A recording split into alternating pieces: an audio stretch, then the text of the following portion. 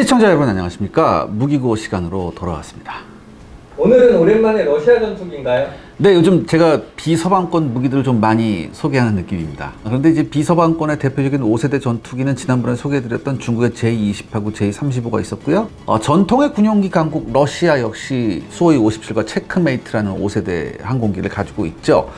체크메이트는 아직 양산형이 나오지 않아서 좀 그렇긴 한데, 그리고 제가 예전에 한번 체크메이트도 잠깐 한번 소개해드렸었고, 그래서 오늘은요, 그래도 전통의 러시아의 5세대 전투기 수호이 57을 한번 선택을 해봤습니다. 수호이 57은요, 5세대 전투기로는 드물게 이번 러시아 우크라이나 전쟁에서 실전 경험이 있는 전투기입니다.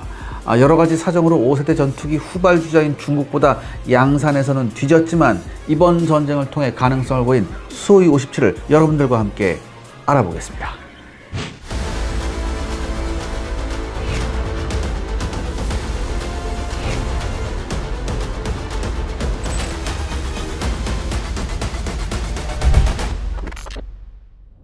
수호이 57의 개발 배경이 어떻게 되나요? 네, 먼저 1991년 소련 붕괴 이후 러시아 공군 상황부터 살펴봐야 합니다. 이 러시아가요, 신규 전투기 개발에 착수한 것은요, 소련의 유산인 수호이 27과 미그 29 계열의 전면적 노후를 막기 위함이었습니다. 동시에 러시아군의 전면적 개편과 그에 따른 새로운 임무 요구를 수용하기 위한 노력의 일환이었죠. 소련은요, 전선 항공군하고 장거리 공군으로 구성되는 항공군이 있었어요. 그러니까 쉽게 말해서 이런 공군이 있었고, 그 다음에 방공 임무를 전담하는 방공군을 동시에 운용했죠. 그러니까 공군 체계가 좀 이원화되어 있었어요. 그런데 소련 붕괴 이후 1998년부터는 항공군과 방공을 통합해서 그냥 통합공군으로 출범을 시킵니다, 러시아가. 하지만 소련 몰락 이후 회복 기간 동안의 공백과 독립국가연합의 독립으로, 그러니까 그때는 소련 연방이 해체가 됐지만 그래도 일정 기간 CIS라고 이렇게 있었거든, 독립국가연합이라고. 근데 이것도 이제 대부분 이제 해체가 돼요. 이제 독립을 해요, 얘네들이. 그래서 대부분의 항공기 및 방공 자산을 러시아가 상실을 해버려요. 그래서 그 대가로 무려 1만 기가 넘었던 전투기 보유량이, 소련의 전투기 보유량이 러시아로 넘어간 다음에는 1,300여 기까지 추락을 합니다. 특히 현대전에서 가치가 있는 1980년대 이후 생산된 전투기는 700여 기를 겨우 넘기는 수준이었어요. 그나마 오랜 비행으로 노후화가 심한 기체를 제외하면 그 숫자는 더욱 줄어들었습니다. 이렇게 되니까 러시아 공군력은 심한 양극화를 보입니다. 실제로요, 2008년 조지아 침공 작전에 투입된 Tu-22 폭격기는요, 낙후된 임무 장비로 인해 조지아 방공망에 어이없이 피격됩니다. 반면에 러시아가 핵심 전력으로 중시했던 Tu-160은요, 장거리 유도 무기로 조지아 방공망을 효과적으로 제압할 수 있었죠. 특히 광대한 작전 영역을 유지해야 하는 러시아 공군의 입장에서 실질적인 유효 전력의 감소는 매우 치명적이었습니다. 실제 소련 방공 전력의 핵심이었던 주요 방공 인프라 상당수가 사실 상실됐어요, 소련 붕괴 이후에. 이렇게 되니까 주요 지역에서조차 국경을 기점으로 1000km 이상의 광대한 감시 공백이 발생한 것도 적지 않았습니다. 문제를 가중시킨 것은 이러한 상황에서도 러시아의 국방비는 상당 기간 대륙간 탄도미사일을 운영하는 전략 로켓군에 집중될 수밖에 없었다는 점이죠. 러시아는요, 이른바 푸틴 독트린으로 대표되는 신정책에 의거 러시아의 국제적 유산과 영향력 유지를 목적으로 전략 핵전력의 보완과 발전에 집중하는 전략을 채택합니다. 이렇게 되니까 러시아의 스텔스 프로젝트는 예산상의 우선순위에 밀려 지체가 되었죠. 하지만요, 그 필요성만큼은 절실히 요구되는 모순적 상황을 맞이하게 됩니다. 그러면 스텔스 프로그램이 있긴 한 거네요? 네, 사실 러시아의 차세대 전투기 획득 자체는 몇 차례 변화를 거치긴 했지만 이미 1980년대부터 추진됐었어요. 미국이 ATF 사업을 통해 지난번에 말씀드렸죠, YF-22하고 YF-23을 개발하던 1980년대부터 러시아 역시 I-90 프로그램을 통해서 수호이 27과 미그 29 계열을 대체할 후속 전투기를 연구하고 있었습니다. 그리고 1991년 소련 몰락 이후 잠시 혼란을 겪은 I-90 프로젝트는요, 러시아가 최소한의 체제를 정비한 1998년부터 개념 연구가 재개가 됩니다. 그래서요, 2000년부터 냉전기 이후의 교전 환경을 고려한 이른바 팍파 프로그램으로 개칭되죠. 이에 따라 수호이사하고 미그사하고 이제 붙습니다. 먼저 수호이사는 전진익을 채택한 수호이 47을 선보였고요. 그 다음에 미그사는 델타익을 사용하는 미그 1.44라는 모델을 제시했죠. 이후 양사 간 경쟁을 거쳐서 2002년 4월 수호이사가 사업자로 선정이 됩니다. 하지만요, 이 전진에 대한 불신이 있었어요. 러시아 공군이. 그래서 이제 양쪽이 경쟁하는 와중에 이제 수호이사가 수호이 47의 형상을 바꿔요. 어떻게 바꾸냐? 전통적이며 스텔스 성능이 우수한 테이퍼익으로 교체하는 방안을 검토하게 됩니다. 그래서 결국 완전 신규 설계하는 방향으로 선회를 해서 이제 선정이 된 거죠. 그리고 2004년 12월 수호의 완전 신규 설계안이 공군의 승인을 받고 2007년 4월 모급 시험을 거쳐 실기가 제작이 됩니다. 즉 러시아 공군의 5세대 전투기 자체는 순수 사업 자체만 보더라도 8년, 개념 연구 및 구성 요소 개발을 포함할 경우 20년가량 진행된 장기 사업이었어요. 그래서 사업이 본격화되나요? 네, 러시아 정부는요 2000년대 들어서요 전략적 영향력과 전술적 임무를 유연히 선택할 수 있는 공군의 활용성에 대해서 관심을 보이기 시작합니다. 즉 양보다는 질로 하겠다는 거죠. 따라서 신규 개발 및 양상되고 있는 러시아 공군의 전투기들은요 상대적으로 규모가 감소될 수밖에 없었습니다. 더욱이 소련 시절 단일 임무용 전투기들에 비해 훨씬 작은 숫자로 대등한 작전 공간을 담당하고 동시에 각종 임무를 수행할 수 있는 다목적 성능이 요구가 되었죠. 실제로 이런 긴 항속거리 및 멀티롤 능력 요구는요 주력기인 수호-27 개량형인 수호-27SK나 2011년부터 수호-57이 실전 배치되기 전까지 도입될 수호-35 다목적 전투기부터 강력하게 추진됩니다. 그리고 수호-27과 미그-25, 29 대체를 위해 도입될 수호-57 역시 러시아의 사정으로 인해 대량으로 공급되기 어려워서 소수의 전투기로 다양한 임무를 수행해야만 했죠. 2000년 이후 수호-57의 주요 요구사항들이요 5세대 멀티롤 파이터를 목표로 큰 폭으로 수정된 것은 F-22 전투기와 자웅을 겨루기 위한 자존심의 발로가 아니라 러시아 공군의 궁핍한 환경에서 만들어진 어쩔 수 없는 선택이었습니다. 그런데 앞서 러시아 공군의 스텔스 전투기 개발 전략이 우선순위에서 밀렸음에도 불구하고 엄청난 개발비가 소요되는 수호-57의 개발이 가능했던 것은요 인도의 대규모 투자 덕분이었습니다. 여기서 인도가 나오나요? 네, 인도는요 1990년대 이후 러시아 방위산업의 가장 큰 고객이었습니다. 심지어 원자력 잠수함과 항공모함을 사고 파는 긴밀한 관계를 계속 지속 중이었죠. 러시아 입장에서 인도는 그래도 돈품 꽤나 있고 장기 협력적이면서도 주변국인 중국과 달리 당분간 대립할 이유가 없는 핵심 안보 파트너였습니다. 이에 러시아 팍파 프로그램과 인도의 차기 국산 전투기 FGFA 사업이 양자 간의 이해가 일치돼서 통합될 수 있었죠. 이 FGFA는요, Fifth Generation Fighter Aircraft에서 5세대 전투기 사업이란 그런 사업이에요. 그러니까 인도 역시 5세대 전투기가 필요했다는 얘기죠. 그리고 경제 회복에도 불구하고 여전히 투자 불균형 상태인 러시아 입장에서는 팍파의 높은 기본 성능을 달성하기 위해서는 막대한 투자 비용이 가장 큰 부담이었던 게 사실입니다. 반면에 인도에서는요 전투기 개발 기술 및 노하우 부족 그리고 다수의 개발 실패 사례로 인한 자국 개발 능력 불신이 불안 요소로 작용했죠. 따라서 러시아의 5세대 전투기 개발 계획에 인도가 스폰서 및 핵심 파트너로 참가하는 형태의 접촉이 자연스럽게 추진되었습니다. 그래서 양국의 전투기 공동 개발 사업은 2006년 인도가 개발비를 이유로 전투기의 체급을 축소하자는 것을 제안, 러시아 측에서 주요 설계가 확정 상태임을 들어 거절하면서 잠시 정체 상태에 빠지기도 했어요. 이 시점에서 러시아는 100억 달러에 달하는 개발 예산 가운데 절반인 50억 달러를 인도 측에 요구했습니다. 반면 인도 측은 20%만을 부담하겠다고 맞섰죠. 개발 방식도요, 인도 측은 러시아가 단독으로 차기 전투기를 개발한 이후에 해당 기술을 활용해서 복좌형을 포함한 인도 고유 기체를 추가적으로 개발하는 방안을 주장했습니다. 솔직히 딸랑 20% 내면서 이렇게 하면 이건 도둑놈심보죠. 그쵸? 이에 대해 러시아는 개발 예산을 줄이고 인도의 전투기 개발 예산을 사용하고자 러시아와 인도가 사용할 전투기를 공동으로 개발하는 방안을 고집했죠. 결국 양자 간의 논의는 2007년 12월, 굉장히 유명한 회사죠. 인도의 대표적인 항공회사인데 인도의 HAL 회사가 러시아의 수호이와 5세대 전투기 공동 개발을 결정하면서 기본적인 합의점을 찾을 수 있었습니다. 그리고 2009년 초반 인도 역시 별도 개발의 비용산 난점을 고려해서 독자 버전을 포기해버려요. 그래서 공동기체 개발 및 투자 확대를 받아들입니다. 그래서 인도는 30억 달러, 즉 30%를 부담하기로 한 거죠. 2009년 말을 기준으로 러시아는 200에서 250기의 수호이 57을, 인도는 140대 이상의 수호이 57 혹은 인도 공군의 요구가 가미된 FGFA를 자국에서 생산할 방침이었습니다. 그런데요, 뜻대로 개발 비용이 조달되지 않았습니다.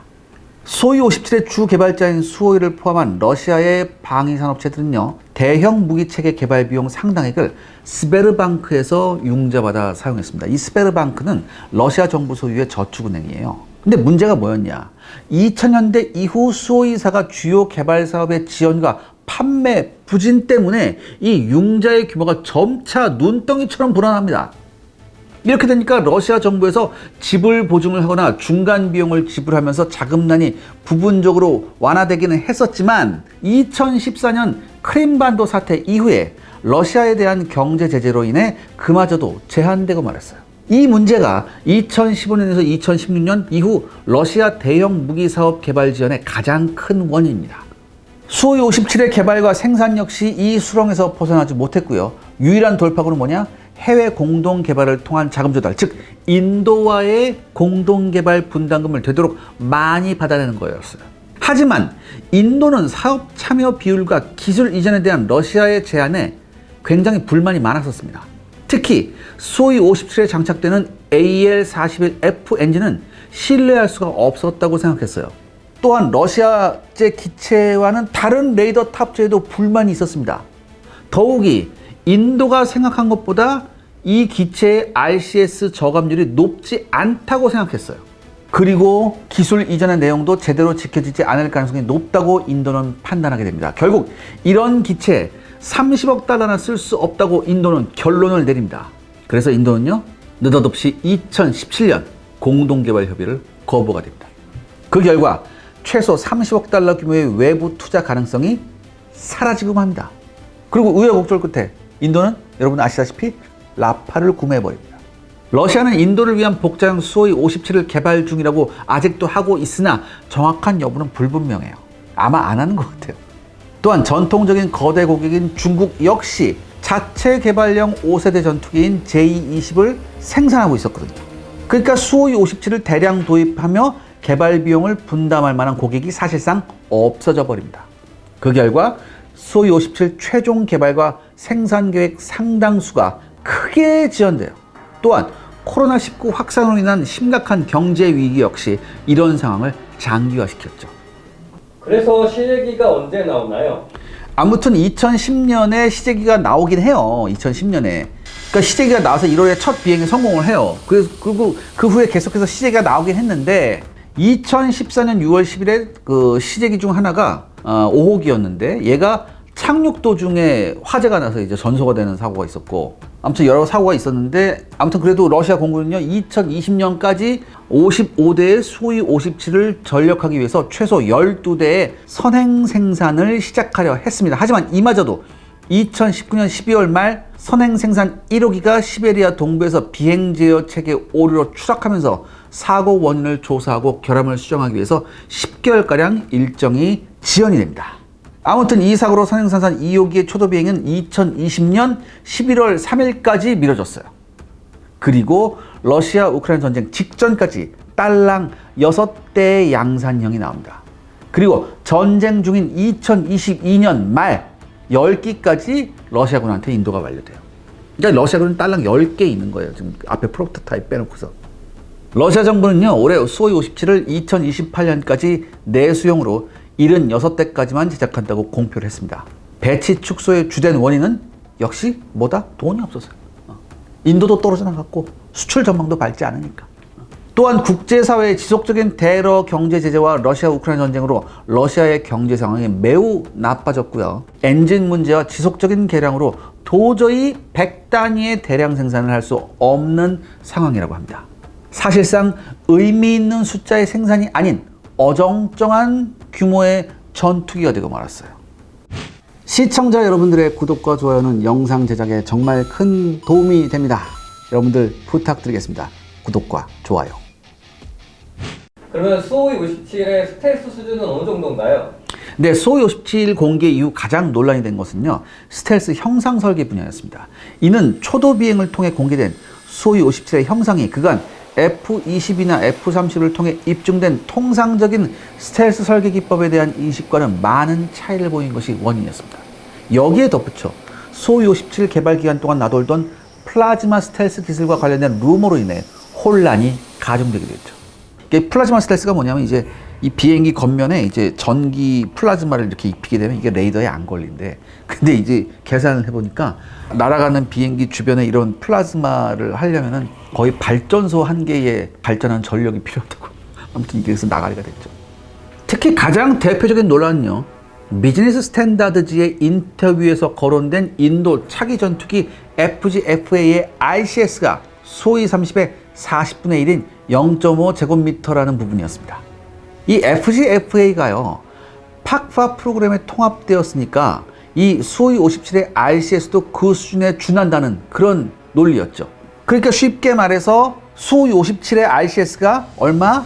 0.05 제곱미터라는 거예요. J-22 0.03에서 0.01이었잖아요. 뭐 F-22는 넘사벽이었고. 그리고 또 더군다나 여러분, 러시아 항공 전문가 중에 이제 예핀 고드니안 분이 계세요. 이분이 쓰신 저서가 있습니다. 이 책에서요, 이미 2000년대 초반에 소위 47 기체 형상 설계에서 X밴드 대역의 통상적인 공대공 레이더에 대해 0.3 제곱미터의 RCS 수준을 달성했다고 이렇게 했어요. 그러니까 이 소위 47보다 훨씬 적극적인 스텔스 설계가 적용된 이 소위 57이 이 RCS가 소위 47보다 크다는 것은 이게 문제가 있는 거죠. 그러니까 종래 전투기에 비해 현격한 RCS 감소를 거론한 러시아 국방차관의 발언에 정면으로 배치되는 거예요. 또 하나, 이 공기 흡입구의 형상 역시 논란의 한가운데 있었습니다. 여러분, 5세대 전투기의 필수 요건이 뭐냐면 이른바 S자형의 굴절형 에어 인테이크예요. 근데 소위 57은 그게 아닐 가능성이 있었다. 이런 논란이 굉장히 많았어요. 그러니까 여러분 사진 보세요. 이 사진상으로 봐도요, 에어 인테이크와 엔진이 일직선으로 배치된 것처럼 보이죠. 그쵸? 실제 수호이 57의 프로토타입 사진을 보면요, 정면에서 찍힌 사진 보면 에어 인테이크를 통해서 엔진 블레이드의 모습이 보이는 그런 사진도 있어요. 제가 빨간색 화살표를 해놨죠. 그러니까 혹자는요, 레이더 블로커다 이런 얘기가 있어요. 이 레이더 블로커가 뭐냐, 레이더 차단기거든요. 그러니까 레이더 블로커가 장착되어 있어서 스텔스성을 추구할 수 있다고 이렇게 얘기를 하는데, 실제 B1B나 X-32 혹은 FA-18EF는요, 공기 흡입구에 내부의 레이더파를 흡수하는 레이더 블로커를 사용해서 어느 정도 이제 RCS를 좀 저감을 해요. 근데 이렇다 하더라도 S자형에는 비견될 건 아니에요. 근데 여러분 이걸 생각해 보세요. 이 사진 한번 보시죠. 이 사진에서 보시면 여러분들 수호이 57에 보면은 랜딩 기어가 굉장히 커요.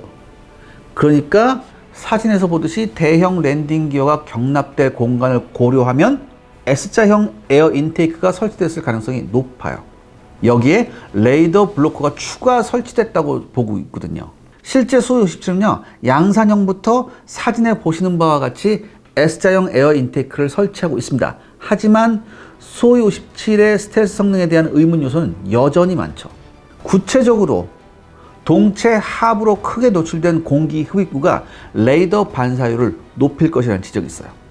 또 뭐가 있었냐면 공기 흡입구 하부에 위치한 바이패스 도어. 이 바이패스 도어가 뭐냐면 필요하면은 열리면서 추가적인 공기를 공급해주는 그런 장치거든요. 이 바이패스 도어가 스텔스 특성에 악영향을 준다는 그런 지적이 있었어요. 그리고 기수 콕핏 앞에 위치한 IRST, 그 동그란 거 있죠? 그거 역시 스텔스 성능에 악영향을 미친다는 그런 얘기가 있었죠. 그런데 바이패스는 조금 그럴 가능성이 있고요. 그 다음에 이 IRST 같은 경우에는 이게 IRST가 이게 동그래서 그런 게 아니라 IRST 안에 광학 장치가 있거든요. 이 광학 장치가 평면이기 때문에 거기에 반사된다는 얘기인데 이게 있어요. 광학 장치를 안 쓸 때는 이렇게 돌려놔요. 그래서 앞에 뭐 하얘가지고 안 보이는 거예요. 광학 장치를 쓸 때는 다시 돌려놓거든요. 그러니까 이게 그렇게 이 IRST가 스텔스에 악영향을 미친다고는 볼 수 없죠.